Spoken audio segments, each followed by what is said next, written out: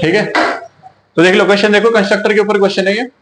यहां पर आपके पास क्या है, दीज आर दी वेरिएबल्स। सो सबसे पहला जो वेरिएबल है बेटा वो है आपके पास इंटीजर बिल नंबर।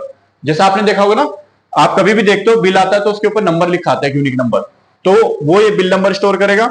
उसके बाद स्ट्रिंग नेम है, कस्टमर का नेम होगा। Integer calls, number of calls made by the user in a month, उसके हिसाब से उसके ऊपर क्या लगेगा, बिल लगेगा। उसके बाद से डबल अमाउंट, इसके अंदर आपको total money paid by, amount paid by the user, ये स्टोर करना है। उसके बाद इस क्लास के अंदर फंक्शंस देख लो कौन से डिजाइन करने हैं। सबसे पहला जो कंस्ट्रक्टर बनाना है, बिल लिखा है ना, क्लास का नाम भी बिल है और यहां पर बिल नाम का कंस्ट्रक्टर बनाना है। कैसा कंस्ट्रक्टर है वो, कैसा है, पैरामीटराइज। इसका मतलब क्या हुआ, आपको यहां पर बिल नंबर, नेम और नंबर ऑफ कॉल्स कहां से एक्सेप्ट करेंगे, कंस्ट्रक्टर से एक्सेप्ट करेंगे।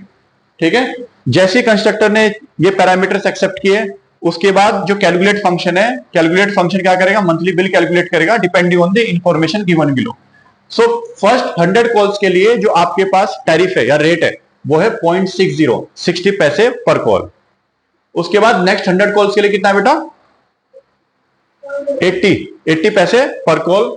उसके बाद नेक्स्ट 100 के लिए आपके पास 1.20 पर कॉल्स, और आपके पास 300 से है क्या है, 1.50 पर कॉल। इसके बेसिस पे आपको बिल कैलकुलेट करना है। Then the other function is a display function. तो डिस्प्ले फंक्शन क्या काम करेगा, जो भी आपकी डिटेल्स हैं, यानी कस्टमर का नाम, बिल का नंबर, ये सारी की सारी चीज डिस्प्ले करेगा। टोटल अमाउंट जो कस्टमर पे करेगा, ये सब चीजें डिस्प्ले फंक्शन डिटेल क्या करेगा, डिस्प्ले करेगा।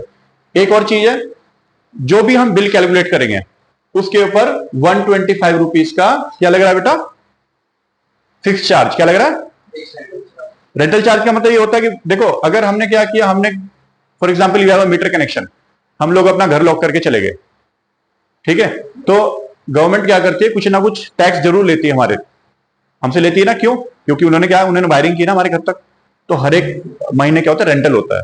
तो ये रेंटल आपका क्या है, आप यूज करो, एक भी कॉल्स नहीं प्लेस करोगे तो आपको रेंटल तो देना ही देना है। तो इसलिए जब भी आपका फाइनल बिल आएगा उसमें आप लोग क्या करेंगे, उसमें 125 रुपीज हम क्या करेंगे, ऐड करेंगे। इस बात को समझ गए, पक्का, कोई डाउट नहीं है इसमें।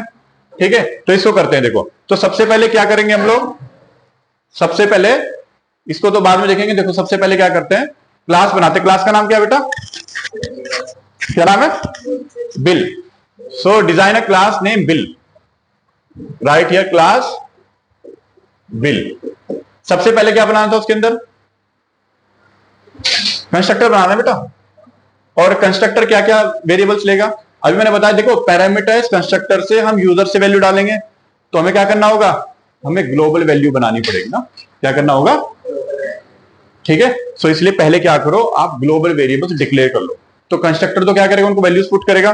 तो यहां पर हमको ग्लोबल वेरिएबल्स कौन से लेने होंगे, इंटीजर बिल नंबर ले लो, उसके बाद स्ट्रिंग नेम ले लो, उसके बाद क्या करोगे, इंटीजर कॉल्स, ठीक है। और डबल अमाउंट, ये क्या होगा, ये तो आपका ये फंक्शन जो है कैलकुलेट करके देगा। इस बात को समझ गए, पक्का। तो देखो सबसे पहले मुझे बताते रहो कौन से वेरिएबल है आपके पास। तो पहला वेरिएबल बताओ कौन सा है बेटा, इंटीजर बिल नंबर, ये हो गया। सेकंड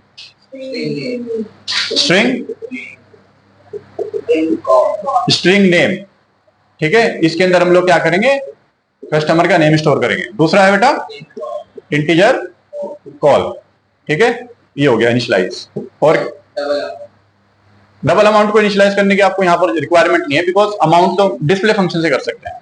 पर लेकिन लिखना चाहते हो लिख लो, यहां double amount is equal to 0.0, ठीक है। ये हमने क्या किया, these are all the global variables, ये सारे के सारे कैसे हैं आपके पास, ये ग्लोबल वैल्यूज हैं। अब इन ग्लोबल वैल्यूज को क्या होगा, हमें कंस्ट्रक्टर क्या करेगा, वैल्यू पुट करेगा इसमें। तो अब हम कंस्ट्रक्टर बनाते हैं बेटा। कंस्ट्रक्टर का नाम क्या हुआ, पब्लिक, क्या हुआ नाम बताओ, बिल बनाया हमने। और ये पब्लिक बिल कौन से आर्ग्यूमेंट लेगा, सबसे पहले तो आपको बिल नंबर वैल्यू डालनी है, तो यहां पर आप लिखो बेटा इंटीजर बी, लिख लो इसको, ठीक है। ये जो पैरामीटर्स हैं कंस्ट्रक्टर के पैरामीटर है, तो they should be different from your global parameter, या ग्लोबल वैल्यू से डिफरेंट होंगे। उसके बाद सेकंड ले लो आप स्ट्रिंग एन ले लो। इसको हमने यहां पर नेम लिया, हमने यहां एन ले लिया। अगला पैरामीटर क्या होगा? इंट सी ले लो इसको, ठीक है। और अगला पैरामीटर, ये 3 पैरामीटर नहीं, ये तो आपको कैलकुलेट होगा बेटा, ये हम एंटर नहीं करेंगे। ये कौन सा फंक्शन कैलकुलेट करेगा? Calculate function. बिल कौन करेगा? कैलकुलेट फंक्शन करेगा। अब क्या करेंगे हम लोग? ये जो वैल्यूज है यहां पर पुट करेंगे। तो इसका मतलब हुआ कि जो हमारे पास बिल नंबर है उसके अंदर किसकी वैल्यू चली जाए? बी की वैल्यू चली जाए। उसके बाद है यहां पर हम वैल्यू पुट करेंगे, किसमें जाने चाहिए? नेम के अंदर। So name is equal to क्या करेंगे बेटा? N. Name is equal to N. तो जो वैल्यू हम कंस्ट्रक्टर तब कॉल करेंगे एन के अंदर डालेंगे, वो किसमें चली गई? नेम के अंदर, ठीक है। ग्लोबल वैल्यू बन जाएगी, इसको हम यूज कर सकते हैं। अदर थिंग इज कौन सा है बेटा? कॉल्स। कौन सा है? तो कॉल के अंदर क्या डालेंगे? किसकी वैल्यू? सी की वैल्यू। ये पैरामीटर्स कंस्ट्रक्टर बंद कर दिया। समझिए इस चीज को। सो जैसे ही हम कंस्ट्रक्टर को कॉल करेंगे, कॉल करते वक्त बी में जो वैल्यू आएगी वो वहां पर बिल नंबर में चली जाएगी। स्ट्रिंग एन के अंदर जो वैल्यू आएगी नेम के अंदर चली गई। ये कंस्ट्रक्टर क्या कर रहा है? तब कॉलिंग के टाइम ये काम करेगा। And they will become the global values. तो जब ग्लोबल वैल्यू बन गई, अब नीचे के जितने रेस्पेक्टिव फंक्शन है आपके पास, हम सब में उनको इस्तेमाल कर सकते हैं। यही हमें करना है यहाँ पर। सो इसलिए जो कंस्ट्रक्टर का ब्लॉक है ना, उसका कुछ काम नहीं होता, उसका सिर्फ वैल्यू इनिशियलाइज करने का काम होता है, ताकि हम लोग लोकल वैल्यूज को ग्लोबल बनाएं और जितने रेस्पेक्टिव फंक्शन है हमारे पास प्रोग्राम में उनको इस्तेमाल कर लें। अब ये एडिशनल ब्लॉक है, बस ये थोड़ा कंफ्यूजिंग हमारे लिए, इस बात को समझो बार बार। अब आपको क्या करना है बेटा? यूजर डिफाइंड फंक्शन पे आ जाओ। कौन सा यूजर डिफाइंड फंक्शन था? कैलकुलेट। कौन सा? ठीक, क्या था? कैलकुलेट बिल करेगा ना। तो देखो आप डिटेल क्या है उसमें, पीछे देखो जरा, यहां पर देखो कंस्ट्रक्टर आपने बना दिया। इस फंक्शन पे आते हैं कैलकुलेट। सो कैलकुलेट फंक्शन क्या करेगा? मंथली बिल कैलकुलेट करेगा डिपेंडिंग ऑन द इंफॉर्मेशन। तो फर्स्ट कॉल्स के लिए कितना है? 0.60 स्लैब प्रोग्रामिंग, ठीक है, उसके हिसाब से करेंगे इसको। तो नंबर ऑफ कॉल्स आपके पास किस वेरिएबल में? कौन से वेरिएबल बेटा? Number of calls. Number of calls, हाँ, तो यहां लिखो पब्लिक, ठीक है। किस तरह की वैल्यू रिटर्न करेगा कंस्ट्रक्टर? डबल। और नाम क्या है फंक्शन का? कैलकुलेट था ना, कैलकुलेट। ये होगा। मैंने यहां पर इनपुट आर्गुमेंट्स लिए थे क्योंकि हम यहां पर ग्लोबल वेरिएबल से तो फेच करेंगे वैल्यू, इसलिए इनपुट आर्गुमेंट देने की रिक्वायरमेंट नहीं है आपको। उसके बाद पहली कंडीशन बताओ। नहीं, कंडीशन ये है कि आपको पहली कंडीशन क्या है? अगर कॉल्स कितनी? अप टू 100 है ना, तो उसमें लिखना पड़ेगा ना आपको। तो लिखो जरा, दैट इज अमाउंट क्या हो जाएगा बेटा? अमाउंट इज इक्वल टू कितना होगा? पहले कंडीशन लगाओ, इफ कंडीशन लगाओ। इफ कॉल्स किसमें है? कॉल वेरिएबल में। नहीं, सी तो बेटा हमारे पास लोकल वेरिएबल है, कॉल वेरिएबल में। तो if call is less than equal to कितना हो जाएगा बेटा? Less than equal to 100। तो इस वाले केस में हम लोग क्या करेंगे? That is amount equal to क्या हो जाएगा? आप 125 प्लस कर दो, यहां 125 प्लस क्या हो जाएगा? Call into 0.60। फिर आपको दूसरा वेरिएबल लेना पड़ेगा ना। फिर आपको अगर आप 125 को बाद में ऐड करना चाहते हो तो फिर दूसरा वेरिएबल लेना पड़ेगा।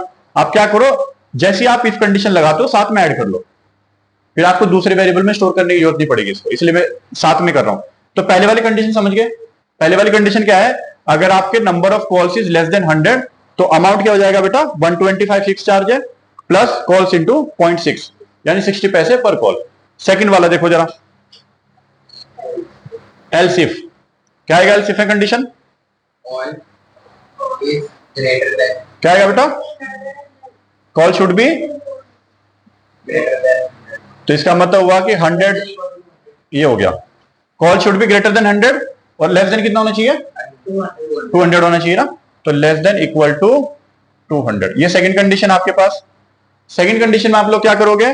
Right here that is amount is equal to 125 हो गया आपके पास फिक्स चार्ज प्लस, अब क्या करना है? देखो पहली 100 कॉल्स पे कितना लगा चार्ज?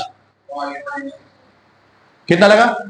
कॉल इंटू 60 का होगा बेटा, कॉल आगे जाएगा, 100 है ना, वो तो फिक्स हो गया ना। तो यहां लिखो that is 100 multiply by 0.60 plus call minus कितना हो जाएगा 100 मल्टीप्लाई बाय कितना हो जाएगा, कितना पैसा है बेटा 0.80 है ना, 0.80 देखो। अब इस चीज को समझो, अगर किसी ने देखो कॉल्स को कितना किया बेटा, अगर हमारे पास कॉल्स हुई 150, देखो जरा कितनी बेटा 150, 125 फिक्स चार्ज है, उसके बाद 100 कॉल्स पे 0.60 के हिसाब से लग रहा, और यहां पर 150 माइनस 100, तो बाकी बची हुई 50 कॉल्स के ऊपर 0.80 लग रहा है। समझ गए, इसी को बोलते हैं स्लैब प्रोग्राम। सेकंड केस हो गया। Now come to third case. Third वाले केस में देखो, थर्ड वाले केस में क्या आपके पास एलसीएफ, क्या कंडीशन है बेटा, कॉल्स कितनी होनी चाहिए, तो कॉल शुड क्या होना चाहिए 200 से ज्यादा होनी चाहिए कॉल, और लेस देन इक्वल टू कितनी होनी चाहिए बेटा 300।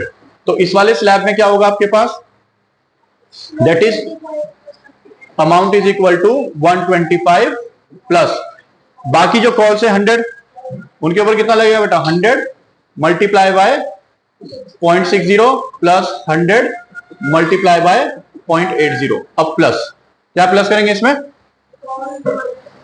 कितना कॉल माइनस 200, कितना करेंगे कॉल माइनस 200, यहां लिख देता हूं मैं इसको ना, ठीक है, कॉल माइनस 200 मल्टीप्लाई बाय क्या रेट है बेटा उसमें 1.25 1.20, ये हो गया। इसके बाद सिर्फ एक ही है ना कंडीशन, तो इसके बाद क्या करोगे एल्स लगा दो। इसका मतलब हुआ कि अब 300 से ऊपर जितनी भी कॉल्स होंगी उसमें सिर्फ एक ही चार्ज लगेगा, तो यहां पर लिखो आप that is else amount is equal to 125 plus 100 multiply by 0.60 plus 100 multiply by 0.80 plus आगे कितने कॉल्स बेटा, ये वाला स्लैब भी कितना है 100 मल्टीप्लाई बाय 1.20 एंड प्लस, और आगे बचे हुए कॉल्स पे क्या रेट लग रहा है, कॉल माइनस 300 मल्टीप्लाई बाय 1.50, ये हो गया। ठीक है, यहां आप क्या करोगे, ये पूरा का पूरा इफ एल्स लेटर यहां बंद हो गई। इसके बाद हम लोग क्या करेंगे, रिटर्न कर दो यहां से, दैट इज रिटर्न अमाउंट, ये फंक्शन यहां पर क्लोज हो गया। सो कैलकुलेट फंक्शन हमने बना दिया, कंप्लीट हो गया हमारा। अब हम क्या बनाएंगे बेटा, कौन सा फंक्शन बनाए हमको, डिस्प्ले फंक्शन बनाना, हमको क्या करना है डिस्प्ले फंक्शन। ठीक है, सो डिस्प्ले फंक्शन में हमको क्या क्या चीजें डिस्प्ले करनी है, एक तो नाम डिस्प्ले, बिल नंबर डिस्प्ले करना है कस्टमर का, क्या डिस्प्ले करना है और बेटा ये सब चीजें डिस्प्ले करनी है। तो आपको कुछ नहीं करना, सिर्फ you right a display function public void display, और इस फंक्शन के अंदर आप सिंपली क्या करो बेटा, right here system dot out dot println, लिख देना bill number is this, right here customer bill number is, ठीक है, ये स्ट्रिंग में लिख दिया, what is bill number is bill number. Second statement लिख दो बेटा system dot out dot println, आगे लेकर लिखना है बेटा कस्टमर नेम। कस्टमर नेम कौन से स्ट्रिंग में है, कस्टमर नेम है आपके पास नेम स्ट्रिंग के अंदर, ये लिख दिया आपने। थर्ड आपको क्या डिस्प्ले करना है बेटा, कॉल्स, यहां लिख दो system dot out dot println number of calls, number of calls है आपके पास किस वेरिएबल में, कॉल वेरिएबल में, ये भी आपने डिस्प्ले कर दिया। और the next one is amount system dot out dot println, ठीक है, अमाउंट क्या करोगे आप यहां पर डिस्प्ले कर दो।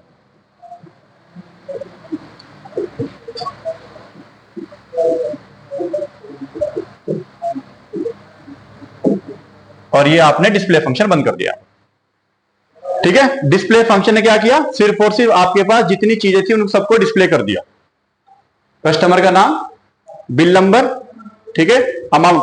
वेयर द अमाउंट जो है ना, आप अमाउंट वहां पर मत लिखो, बिकॉज अमाउंट क्या होगा, अमाउंट जो वैल्यू आएगी ना वो ये वाला फंक्शन रिटर्न करेगा, तो इसलिए इस वाले स्टेटमेंट को आई विल एडवाइस इस वाले स्टेटमेंट को मत लिखना, ठीक है ना, क्योंकि उस वाले स्टेटमेंट को लिखोगे तो जैसे आप डिस्प्ले फंक्शन कॉल करोगे बोलेगा अमाउंट कितना है, तो ये अमाउंट तो हम यहां से भी तो प्रिंट कर सकते हैं, कौन से फंक्शन से, कैलकुलेट फंक्शन से आ जाएगा।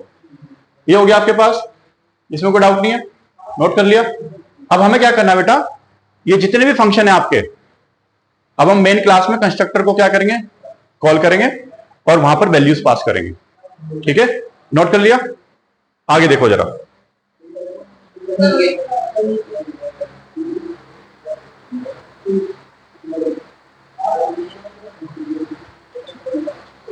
अवनी बहुत इंटेलिजेंट लड़की है, देखा सब आता है उसको, सब नोट कर लिया उसने। लेट मी चेक, हाँ ऑन है अभी तो।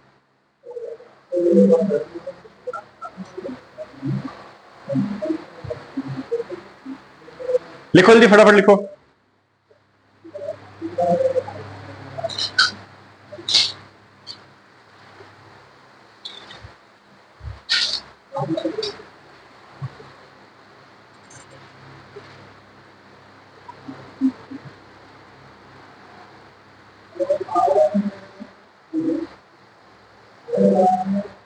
अंशुमन यहां पर ये कोमा लगा हुआ कि सेमीकोलन लगा हुआ है? हाँ, कोमा लगाना, सेमीकोलन नहीं लगाना वहां पर। ठीक है, और फंक्शन के डिक्लेरेशन में भी सेमीकोलन नहीं लगता यहां पर।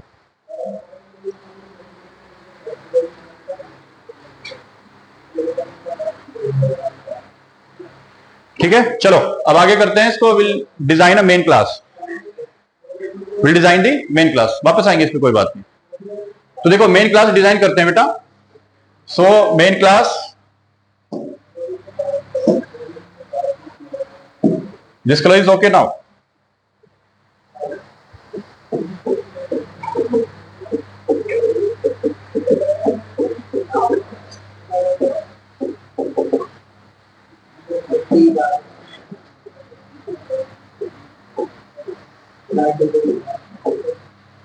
ठीक है, तो मेन क्लास में अब क्या करना है हमें, सबसे पहले क्लास का ऑब्जेक्ट बनाते हैं।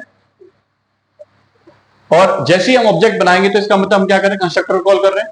तो उसी वक्त क्या करेंगे हम लोग, सारे के सारे जितने पैरामीटर्स है सब पास कर देंगे। तो क्लास का नाम क्या था हमारे पास, क्लास का नाम क्या था अंशुमन, बिल। यहां लिख दो OBJ that is object is equal to new bill. ये कॉल किया आपने। अब यहां पर देखो कंस्ट्रक्टर कॉल हुआ। अब पैरामीटराइज कंस्ट्रक्टर कॉल करें तो आप लोग क्या करो, वैल्यूज पास कर दो। सबसे पहले वैल्यू कौन सी थी बेटा कंस्ट्रक्टर के अंदर, बताओ जरा, फर्स्ट वैल्यू बताओ जल्दी, bill number. So let the bill number be 12567, this is the bill number. फिर उसके बाद नेक्स्ट आगे बताओ, नेम। तो यहां पर हमने नेम डाल दिया अंशुमन, अंशुमन बाली। ये कस्टमर है,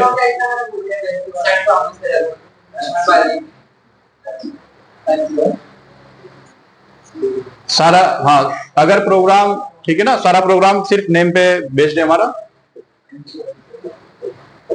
अब ठीक है अंशुमन, वेरी गुड, अंशुमन बाली, सेंट थॉमस की जान। ठीक है, उसके बाद है बेटा कस्टमर का नेम आ गया। दूसरी चीज क्या आ गया, नंबर ऑफ कॉल्स। तो Anshuman is a very very busy personality, हमेशा जो है ना फोन कॉल्स पे रहते हैं। तो इन्होंने पूरे के पूरे मंथ में जो है ना 370 कॉल्स प्लेस कर दी। और कोई डिटेल तो नहीं है, जल्दी बताओ, और कोई डिटेल है वहां पर नहीं है। हमने यहां पर कंस्ट्रक्टर को क्लोज कर दिया। ठीक, जैसे ही आपने कंस्ट्रक्टर को क्लोज किया, अब आपको क्या करना है, रेस्पेक्टिव फंक्शन को कॉल कर लो। पहला फंक्शन कौन सा था बेटा, कौन सा फंक्शन था पहला फंक्शन, बिल नंबर फंक्शन थोड़ी वेरिएबल है बेटा, वो तो बिल तो कंस्ट्रक्टर है, कंस्ट्रक्टर कॉल कर दिया हमने यहां पर। फंक्शन बोल रहा हूं, यूजर डिफाइंड फंक्शन बताओ, कैलकुलेट कौन सा है, कैलकुलेट फंक्शन कॉल करोगे।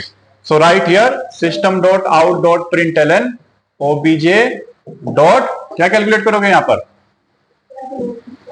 कैलकुलेट।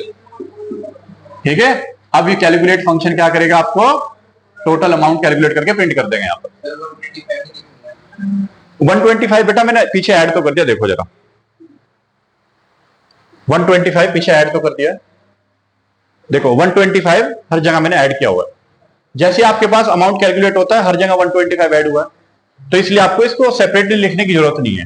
ठीक है, उसके बाद क्या करोगे, यहां पर दूसरा फंक्शन कौन सा आपके कस्टमर की डिटेल्स को आपको क्या करना है, शो करना है। Second function is your system dot out dot println obj dot display function बनाया था, ये लिख दिया आपने डिस्प्ले फंक्शन, ये सब डिटेल्स डिस्प्ले कर देगा। Now close the main function and close the class braces. तो दिस इज द प्रोग्राम। अब देखो क्या होगा, जैसे ही आप ये वैल्यूज पास करोगे, सो ये वैल्यूज देखना कंस्ट्रक्टर में कौन से वेरिएबल बताए थे बेटा, जो कंस्ट्रक्टर का देखना पैरामीटराइज्ड कंस्ट्रक्टर में वेरिएबल बताओ मुझे जरा, क्या विशद देखो पीछे जरा, tell me the variables, parameterized constructor के वेरिएबल बी ना, दिस वाज बी, ये एन था, ये वाला सी। सो अब क्या हुआ, ये कैसे वेरिएबल है बेटा, ये कंस्ट्रक्टर के वेरिएबल है, तो ये कैसे आपके पास लोकल वैल्यूज है। अब ये क्या होगा, बी की वैल्यू हमने देखा किसमें मैच करी, बिल नंबर लिखा ना हमने, तो bill number is equal to B, that is अब आपके पास बिल नंबर के अंदर वैल्यू चलेगी 1 2 5 6 7। ऐसे यहां पर जैसे आपने क्या किया, एन हमारे पास क्या लोकल वेरिएबल है, तो जैसी वैल्यू की ये वाली वैल्यू कहां पर जाएगी, नेम के अंदर, ठीक है। तो अंशुमन वाली कौन सी स्ट्रिंग में चला गया, नेम स्ट्रिंग के अंदर। ऐसे आपके पास नंबर ऑफ कॉल्स क्या थी, आपके पास कॉल वेरिएबल था, उसके अंदर आप सी की वैल्यू चलेगी, तो कॉल के अंदर कितना हो गया बेटा 370। तो इस तरह इसका एग्जीक्यूशन होता है। तो हमने क्या किया, हमने जैसे यहां पर कंस्ट्रक्टर को कॉल किया, अब ऐसा जरूरी नहीं कि एक ही बार कॉल कर रहे हो आप कंस्ट्रक्टर को दोबारा कॉल करके दूसरी वैल्यूज भी पास कर सकते हो। अगर मैं एक स्टेटमेंट और लिखता हूं, यहां पर मैंने क्लास का दोबारा ऑब्जेक्ट बनाया, लिखा बेटा bill obj is equal to new bill. So ये प्रोग्राम दोबारा रन हो गया, दोबारा आपको डिटेल देगा, लिखा 13976 और यहां पर हमने नाम डाल दिया XYZ और नंबर ऑफ कॉल डाल दिया हमने 380। सो दोबारा हमने वैल्यूज पास करिए, ये क्या होगा, जैसे ही हमने कंस्ट्रक्टर दोबारा कॉल किया, ये वैल्यूज दोबारा क्या होंगी, बी एन और सी में असाइन होंगी, वापस क्या बनेगी, ग्लोबल वैल्यूज बनेगी, तब एग्जीक्यूशन होगा रेस्पेक्टिव फंक्शन का, ठीक है। ये प्रोग्राम इस तरह चलेगा। तो हम लोग जहां पर फंक्शन में वैल्यू पास कर रहे थे, अभी फंक्शन का जो इनपुट ब्लॉक वो खाली है बिल्कुल। यहां पर भी देखो कैलकुलेट फंक्शन के अंदर आपने कुछ भी पास नहीं किया, तो वैल्यूज कहां से गई है, फंक्शन ने वैल्यूज तो फेच की है ना। अब पीछे देखो आपके पास जो कैलकुलेट फंक्शन है, इसके पास वैल्यू तो आई है, यानी कॉल्स के अंदर वैल्यू है, वो वैल्यू कहां से आई है, वो वैल्यू आपके पास इस वेरिएबल से आई, और हमने इनपुट कहां से की, हमने इनपुट उसको पैरामीटराइज्ड कंस्ट्रक्टर से किया हुआ। तो ये लॉजिक है यहां पर, ठीक है। सो पैरामीटराइज्ड कंस्ट्रक्टर का जो रोल होता है वो होता है वैल्यूज को इनपुट करना, और वैल्यूज को इनपुट तब करेंगे जब कंस्ट्रक्टर को कॉल करेंगे, और कॉल कहां कर रहे हैं, जब क्लास का ऑब्जेक्ट बना रहे हैं।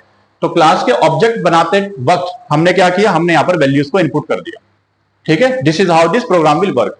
सो यहां पर आपके पास कंस्ट्रक्टर भी है, यूजर डिफाइंड फंक्शन भी है, ठीक है, एक दूसरा फंक्शन डिस्प्ले भी है, तो 3 फंक्शन है, इसलिए ये प्रोग्राम आपको मिलता है बोर्ड्स के अंदर, ठीक है, क्योंकि यहां पर तीनों के तीनों कॉन्सेप्ट कवर किए हुए हैं।